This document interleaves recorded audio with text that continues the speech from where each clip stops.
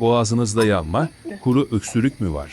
Evde hazırlayabileceğiniz doğal bir karışım var. Tereyağı, pekmez ve karabiber.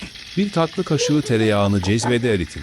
Bir yemek kaşığı üzüm veya dut pekmezi ekleyin. Karıştırıp hafifçe ısıtın. Son olarak yarım çay kaşığı karabiber ekleyin. Karışım ılındıktan sonra sabah ve akşam bir tatlı kaşığı tüketin. Tereyağı boğazı yumuşatır. Pekmez bağışıklığı güçlendirir. Karabiber ise öksürüğün sökülmesine yardımcı olur. Ancak unutmayın, bu karışım destek amaçlıdır. Doğal yöntemlerle daha rahat bir nefes için. Şifa olsun.